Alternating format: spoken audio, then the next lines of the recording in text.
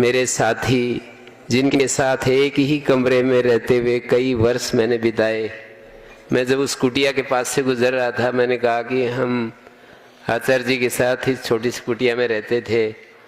तो बहुत इन्होंने मुझे, जिस दिन मैं आया उस दिन से लगभग मैं 7 वर्ष यहाँ पर रहा, बहुत ज़्यादा प्रेम दिया। ऐसे मेरे अग्रज बंधु, सुहृद, शुभचिंतक, ऐसे आचार्य श्री का मैं बहुत बहुत हृदय से आभार और उनका अभिवादन, अभिवंदन, नंदन सब कुछ करता हूँ। हमारे उस समय आचार्य हरदत्त जी उपाध्याय जी के रूप में होते थे। मुझे संस्कृत व्याकरण पढ़ाने का मौका मिला, तो उनके साथ भी कई वर्ष मैं रहा। और ये हमारे स्वामी विश्वानंद जी पढ़ते थे उस समय, और डॉक्टर जय भारती जी, हम जगह जगह हम मिलते रहे। पतंजलि में भी ये आए। और हमारे बहुत बहुत ज़्यादा तेजस्वी, मैं गुरुकुल एटा में जब मैंने व्याकरण आरंभ शुरू किया तो हम लोग बोलते थे सुरेंद्र मथुरा, और कमलेश जी अहमदाबाद से, तो ये बड़े तेजस्वी ब्रह्मचारी थे। होनहार बिरवान के होत चीकने पात। उस समय से ही इनके व्यक्तित्व का, ये बालक थे लेकिन उस समय से ही इनके जीवन का मेरे मन के ऊपर बहुत ही गहरा प्रभाव रहा है। तो डॉक्टर अमरजीत जी, डॉक्टर जोगेंद्र जी और मेरे साथी हमारे डॉक्टर राजकुमार जी, हम साथ खेलते कूदते थे और प्रतिदिन हम घूमते फिरते थे। हमारे इस गुरुकुल के आचार्य जो इतिहास के बहुत मर्मज्ञ हैं, भाई विरजानंद जी हमारे अग्रज हैं। इन सबको और आप मातृशक्ति को, ब्रह्मचारियों को, आप सबको मैं हृदय से प्रणाम करता हूँ। ये तो प्रणाम की बात हुई और प्रणाम में सब कुछ आ जाता है। प्रणाम का मतलब होता है कि मैं आपकी अच्छाई के प्रति, आपके भीतर उपस्थित भागवत तत्व के प्रति झुक रहा हूँ, जिससे कि आप में जो तत्व है, जो विशेषता है, वो मेरे अंदर भी आ जाए। हमारे गुरुदेव कहा करते थे कि विनय का मतलब गुणों का द्वार। गुणों को ग्रहण करने के लिए अपने आप को उद्घाटित करने का नाम विनय होता है, विनम्रता होता है। तो हमें अभिमान रहित तो होना ही चाहिए। मैं एक बात कहता रहता हूँ कि अभिमान किस बात का? हम जितना जानते हैं और जितना हम कर सकते हैं वो बहुत थोड़ा होता है, और जितना हम नहीं जानते और नहीं कर सकते वो बहुत ज्यादा होता है। तो और भी गहरी आंखों से यदि देखें तो हमारे इर्द गिर्द के लोग, सामान्य लोग भी हमारे रिकॉर्ड तोड़ते रहते हैं। तो किस बात का हम अभिमान करें? इसलिए व्यक्ति को कभी भी अभिमान नहीं करना चाहिए। महर्षि दयानंद में अपने ग्रंथों में जो यम नियम की व्याख्या करते समय अपरिग्रह के विषय में जब वो लिखना शुरू किया तो उन्होंने कहा अभिमान न करें, क्योंकि व्यक्ति जो कमाता है, जो संग्रह करता है, जो प्राप्त करता है, उसके साथ अपने अहम को, अपने मैं को जोड़ करके अपने आप को वैसा मानना शुरू कर देता है। तो किसी भी आत्मा के साथ कोई भी चीज को लेकर के, जैसे कोई जिसके पास जो होती है वो उसको दिखाता जाता है। अभी मैं कपड़े इस तरह से पहने हुए हूं, पर कभी समय था मैं ऐसे कपड़े थोड़ी पहनता था। इस तरह से चलते थे हम, यूं करके, और ऐसे चलते थे, क्योंकि अपने सीने को, अपने भुजाओं को हम दिखाना चाहते थे। ये जो हमारे ऋषियों ने कहा, चेतनम अचेतनम व सत्तम तत्संपदम अनु नंदति आत्म संपदम मनमाना तद व्यापदम अनुशोचति आत्म व्यापदम मनमाना स सर्वो प्रतिबुद्धा। अपने साथ जो कुछ भी आत्मा के अलावा, चाहे वो बहुत ज्यादा शास्त्र ज्ञान है, चाहे वो शरीर का सामर्थ्य है, चाहे वाणी की शक्ति है, चाहे लेखन शक्ति है, चाहे वो सामाजिक कार्यों के आधार पर हमें यश मिलता है, इन सब चीजों को अपने स्वरूप के साथ जोड़ करके जो हम अपना आकलन करते हैं, सारे अज्ञानी हैं, सारे मूर्ख हैं, ऐसे बड़ी बात कह दी। तो हमें किसी चीज का अभिमान नहीं करना चाहिए, अभिमान रहित होना चाहिए और इसके साथ हीन भावना में भी नहीं आना चाहिए। क्यों नहीं आना चाहिए? मैंने कहा कभी कभी हम यदि अपने जीवन को देखें, गहरी आंखों से अपना आकलन करें, तो हमें पता लगेगा कि कुछ चीजें ऐसी भी होती हैं जो मुझे इधर उधर कहीं दिखाई नहीं देती और वो मुझ में ही होती हैं। इसलिए हीन भावना के लिए भी कोई अवकाश नहीं है। बस केवल इतना करना होता है कि जो अच्छाई, जो कुछ अच्छी बात, कोई विशेष बात यदि मुझ में दिख जाए, उसके आधार पर मुझे हीनता से बाहर निकल जाना चाहिए और उसको भी हमें भागवत प्रसाद या हमारा नियति की जो देन होती है उसको समझना चाहिए, स्वीकार करना चाहिए।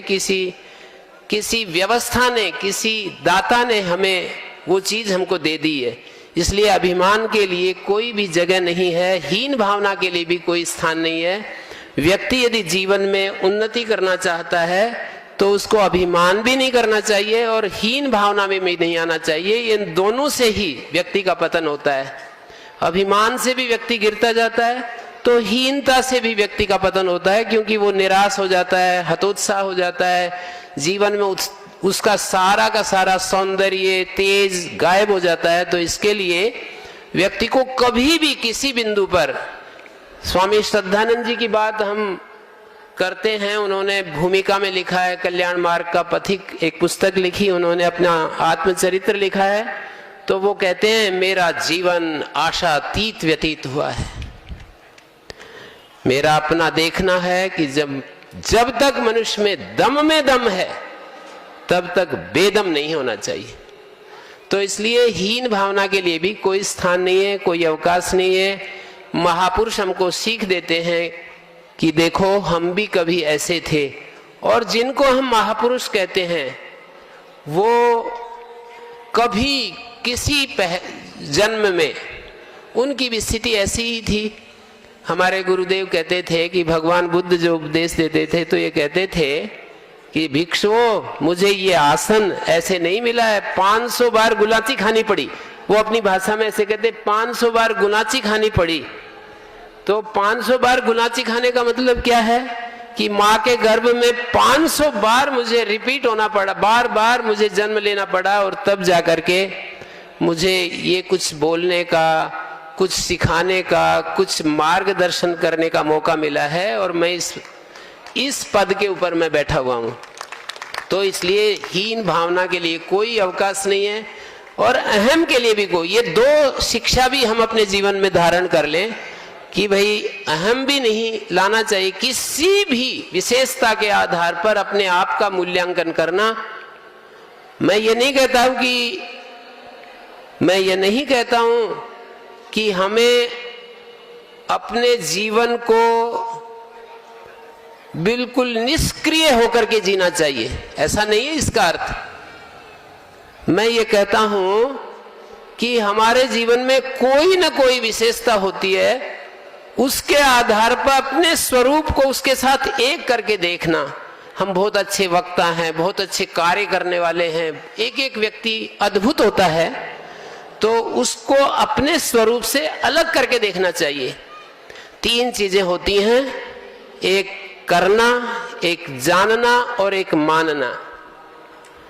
अभी हमारे डॉक्टर सुरेंद्र जी कह रहे थे कि मनुष्य का जीवन करना, टू डू और टू एक्सपीरियंस, हमें हमारा जीवन करने और अनुभव करने, मानी उसका एक्सपीरियंस करने के ऊपर टिका हुआ है।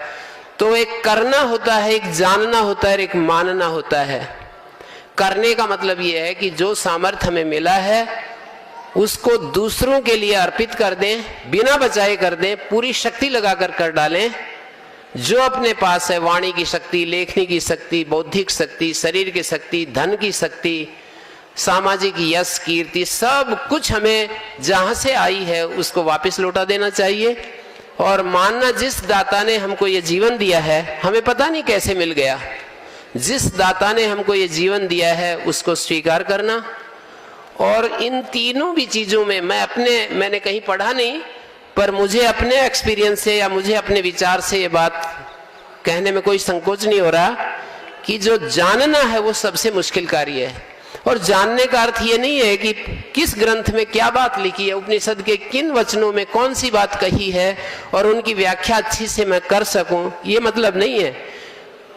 तो फिर क्या है जानना? जानने का मतलब शरीर से अलग अपना जो आत्मा का स्वरूप है उसको जानना। उपनिषद में ये कहा है कि भाई जैसे मूंज और इशिका होती है, तुली होती है, उसको यदि हम एक हाथ में मूंज को पकड़े और दूसरे में तुली और ऐसे थोड़ा सा झटका लगाएं तो एक हाथ में मूंज आ जाती है और दूसरे हाथ में तुली आ जाती है।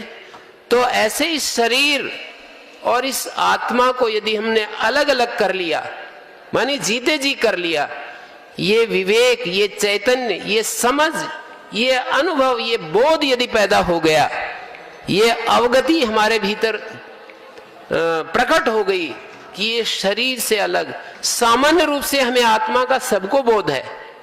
हम सब ये जानते हैं कि हम शरीर से अलग आत्मा हैं और हम जैसा करते हैं वैसा हमें फल मिलता है। ठीक से हम इस बात को जानते हैं, लेकिन आत्मा का जो स आत्मा स विज्ञा, जिसके लिए उपनिषदों में कहा नान्त प्रज्ञम न बहिष्प्रज्ञम न उभयत प्रज्ञम न प्रज्ञानघम न प्रज्ञम नाप्रज्ञम अदृष्टम अलक्षणम अग्राह्यम अव्यवहार्यम अचिंत्यम अव्यपदेश्यम एकाम प्रत्यसारम शिवम शांतम अद्वैतम प्रपंचोपम स आत्मा स विज्ञा। ये सब जो बात कही गई है, आत्मा वारे द्रष्टव्या श्रोतव्या मंतव्या निधिध्यासितव्या, आत्मा के लिए ही ये सारा अस्तित्व प्यारा लगता है। जहां जहां भी हम जो कुछ कर रहे होते हैं, जिसका सहयोग करते हैं, जिसके साथ मित्रता करते हैं, हम धन की प्रशंसा या धन के साथ प्यार इसलिए करते हैं कि आत्मा के लिए, पुत्रों के साथ, पत्नी के साथ, पत्नी पति के साथ, वेदों के साथ, लोकों के साथ, भूतों के साथ जो हमारा प्यार है वो आत्मा के लिए, जिस आत्मा के लिए पूरा अस्तित्व प्यारा लगता है, उस आत्मा को खोजना चाहिए, जानना चाहिए, उसका अनुभव करना चाहिए। ये सबसे मुश्किल काम है। जिनको अभिप्सा है, जिनके अंदर ये लगन है, वो इसके लिए अवश्य करेंगे।